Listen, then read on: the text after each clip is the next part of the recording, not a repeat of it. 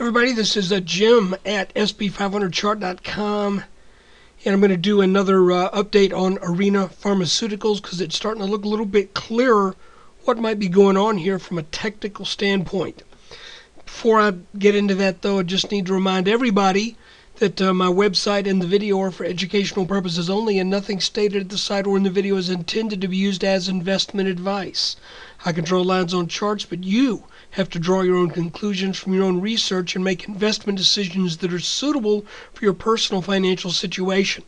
I am not a licensed financial professional. I'm just a guy that draws lines on charts. So let's take a look. Okay, we have already looked at a long-term chart of ARNA, and the important thing to know here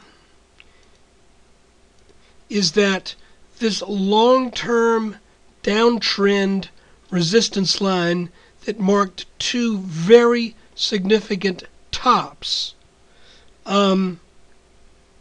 has been surpassed when ARNA broke out and got into the the low teens briefly, and this line so far has, as most broken resistance lines do, it has pretty much served as support now. So that means that the long-term trend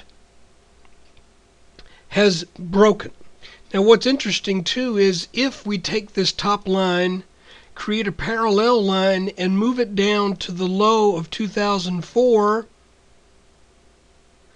do you really think it's a coincidence that that also happens to show us where it bottomed out in the middle of 2011 and where it headed in late 2010? I don't think that's a coincidence. So, I pointed out a couple features in another video. I'm not going to bore you with all of that. One other thing I'll point out, though, real quickly, is if we go back to the high of 2007 and draw a line across the next two peaks, get that drawn as carefully as we can. There you go.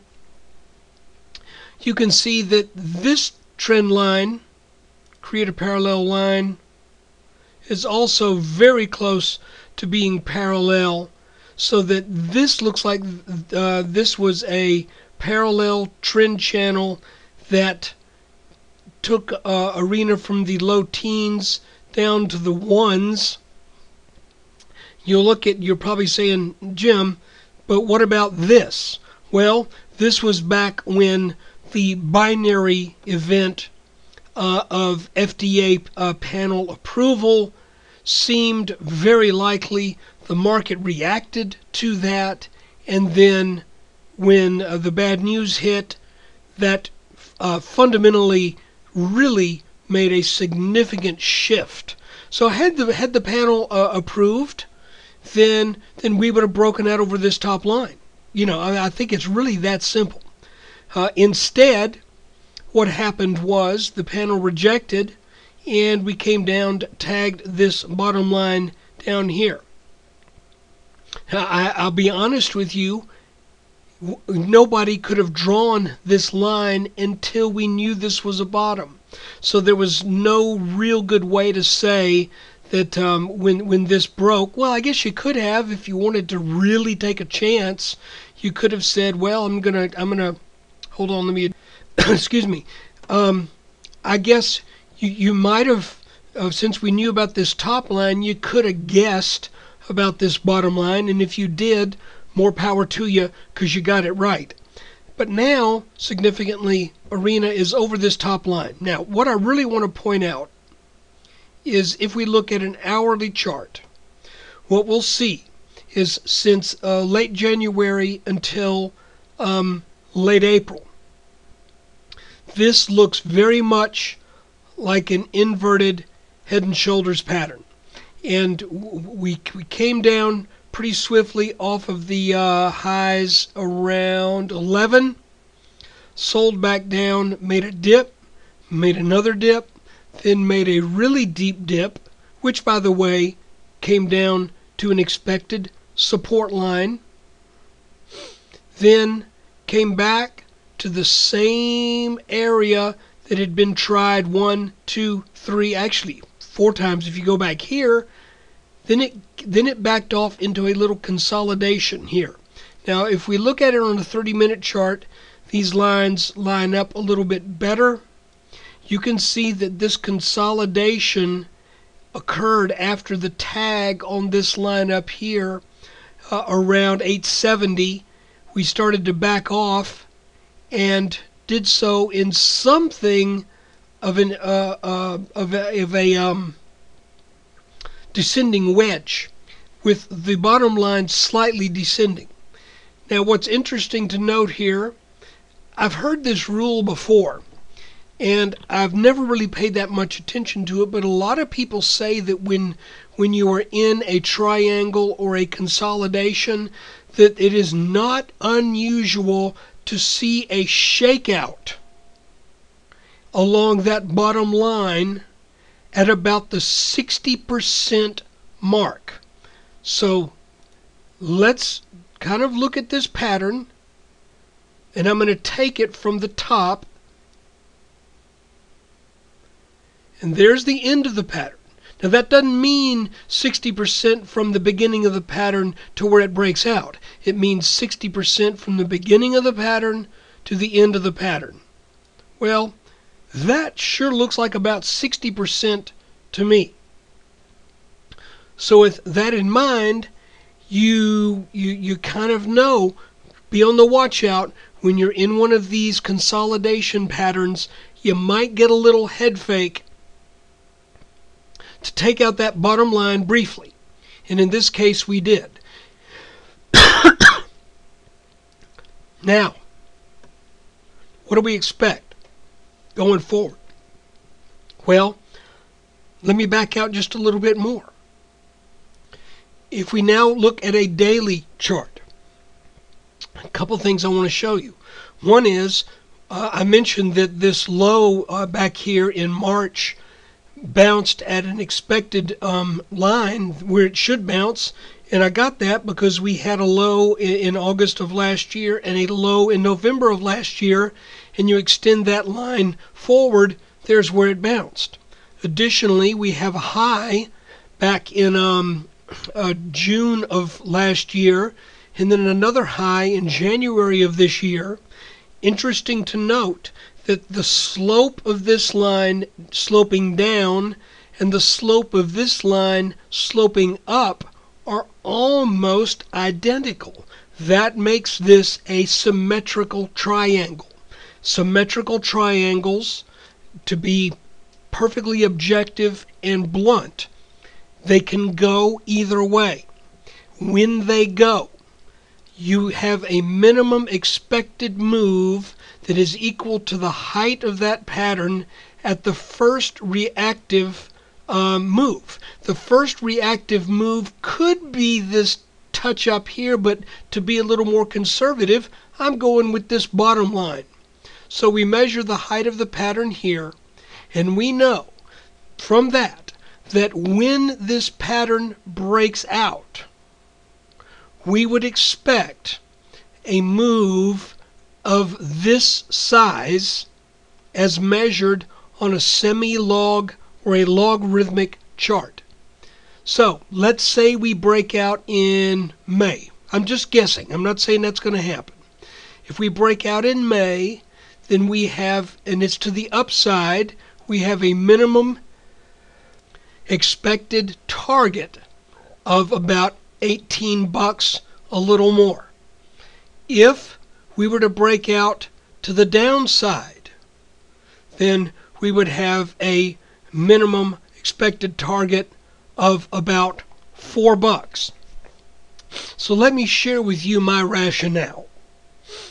To begin with, where ARNA has been trading lately, it has been at the lower part of this consolidation range. So that means we have support that is approximately 1 unit below where we are now at about 8, and we have resistance about 2 units higher, which is at about 975 currently. So that means you're kind of in a pretty sweet place to get involved in this stock. If we even if all we do is stay between these two lines, buying closer to the bottom is better than buying closer to the top.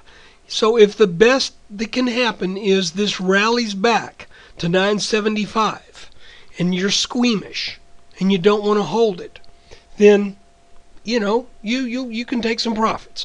I'm not going to do that because I think this is going to break out to the upside based upon the resolution of some fundamental outstanding issues, getting the DEA scheduling, which right now is something that shorts are hanging on to as kind of a I don't want to say a last ditch, but it's like maybe something will screw up there.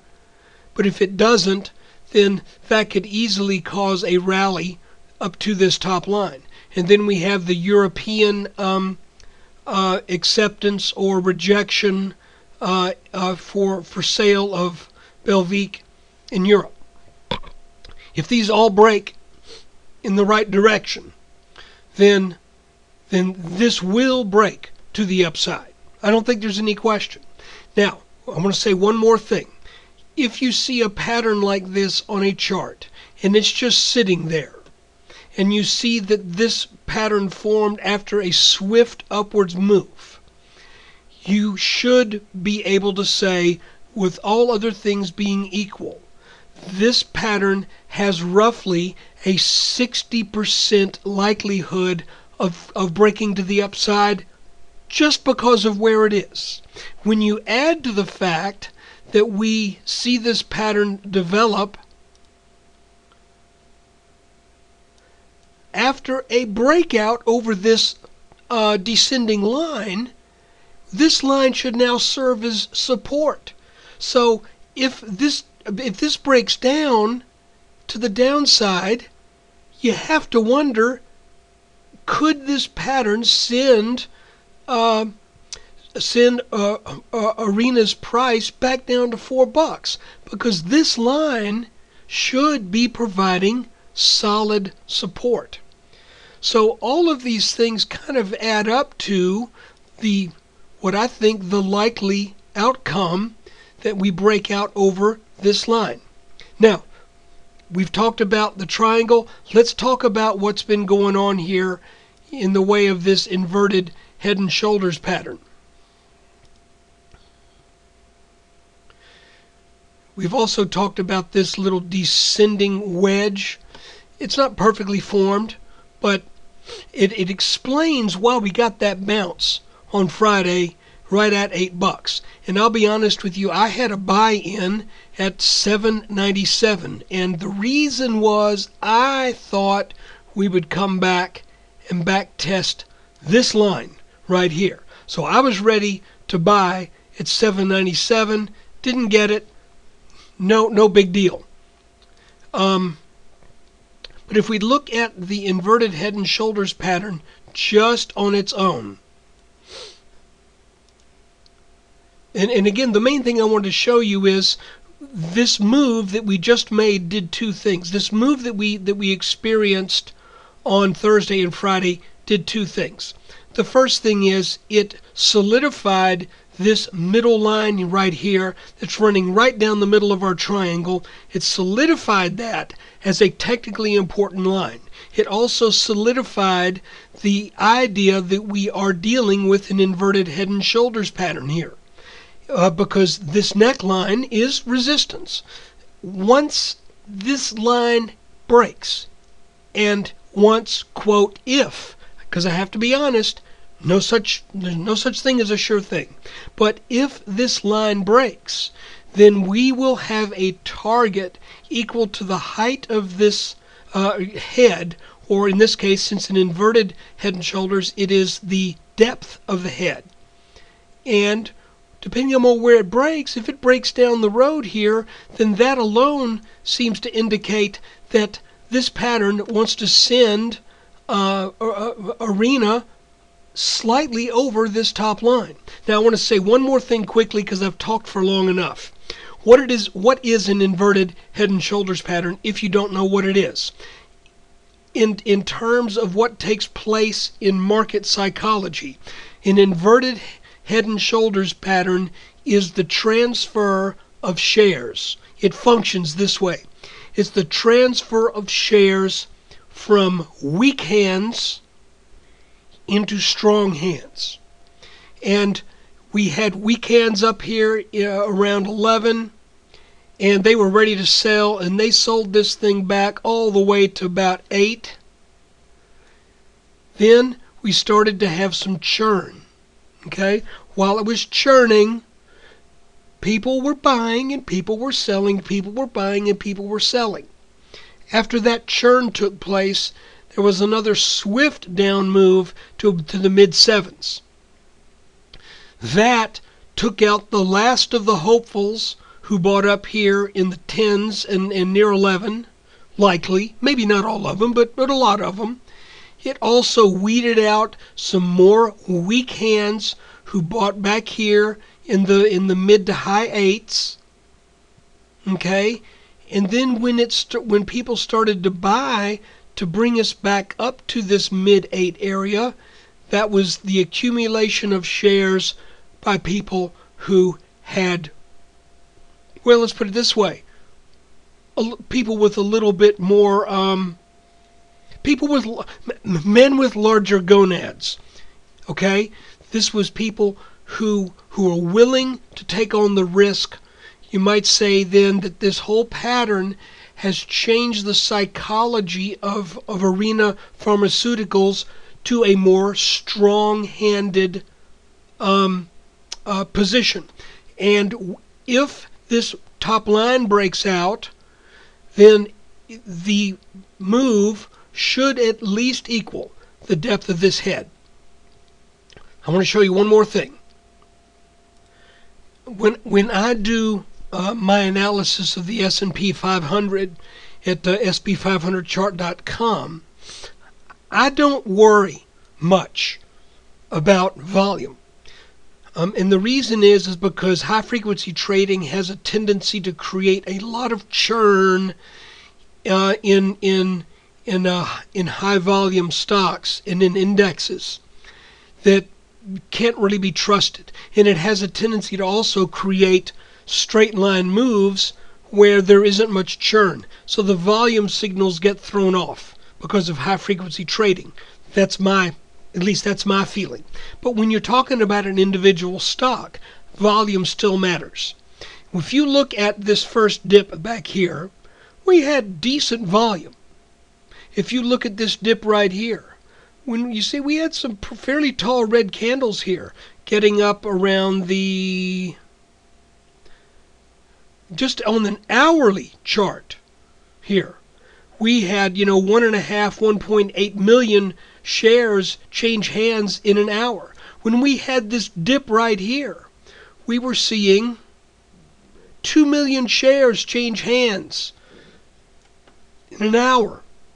So we have good volume on these sell-offs, a lot of volume on this sell-off, but if you look what happens now, when we get down into this trough here, all of a sudden, we had a 1.6 million day here, but it really, or hour there, but it really wasn't in a dip. Okay, if you look at where these lows line up, you'll see that we're down to 500,000 shares. Look at this low right here, 1.2 million. That's decent volume, but as a general rule, the volume on this dip has been less than the volume on these dips, and that is in textbook terms an important thing that you look at in either a head and shoulders or an inverted head and shoulders pattern. So going forward into this next week, first off, I'd love to get some good news out of Europe and some good news out of the DEA. Don't know if that's going to happen or not.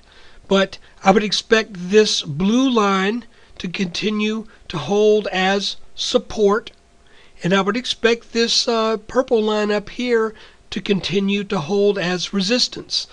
This is the line to watch. If this breaks, then almost without doubt, ARNA will head up and challenge this top line up here at 975, 980.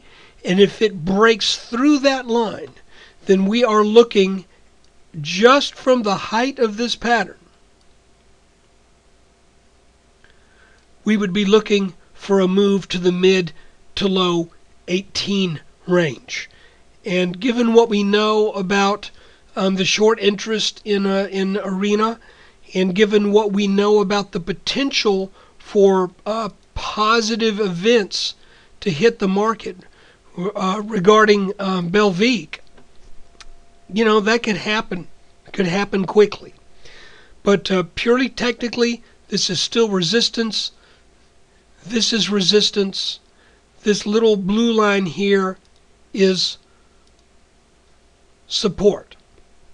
So guys, there you have it. Thanks for giving me some of your time today to check this out. All I ask in return is that you either look at my YouTube website. It's oldschoolchartist, and either subscribe to that or go to sp500chart.com and see if anything there interests you. Thanks for watching. Take care.